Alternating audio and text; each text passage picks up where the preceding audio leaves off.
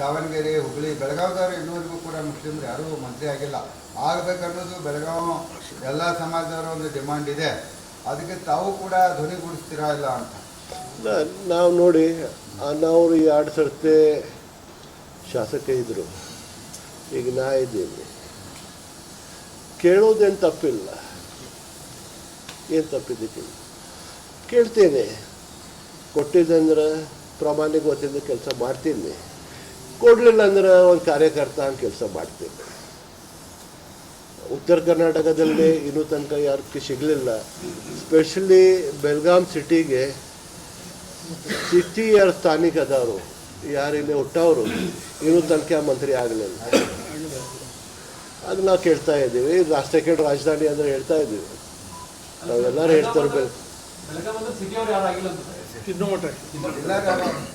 ಜಿಲ್ಲಾದಲ್ಲೇ ಆಗಿದ್ದಾರೆ. ಸಿಟಿದಲ್ಲೇ ಹುಟ್ಟವ್ರು ಆಗೋದು ಯಾರಾಗಲಿಲ್ಲ. ನಾ ಸಿಟಿದಲ್ಲೇ ಹುಟ್ಟಿದ್ದೀನಿ. ನಾ ಕೇಳ್ತಾ ಇದ್ದೆ, ಎಲ್ಲರಿಗೆ ನನಗೆ ಸಪೋರ್ಟ್ ಮಾಡಿ ಅಂದರೆ ಹೇಳ್ತೀನಿ.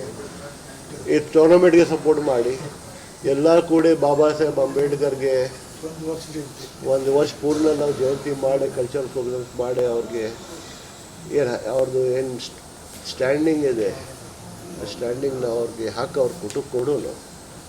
ಬರೀ ಹೆಸರದಲ್ಲೇ ವರ್ಷಕ್ಕೆ 1 ಸರ್ತಿ ಹೋಗಿ ನಾವು ಮಾಲ ಹಾಕಿದಂದ್ರೆ it is not correct for stature. ಪೂರ್ಣ ವರ್ಷ ನಾವು ಒಂದು ಕಾರ್ಯಕ್ರಮ ಮಾಡಿದ್ರೆ ನಾನು ಎಲ್ಲರಿಗೂ ವಿನಂತಿ ಮಾಡ್ತೀನಿ. ಎಲ್ಲರಿಗೂ ಧನ್ಯವಾದ.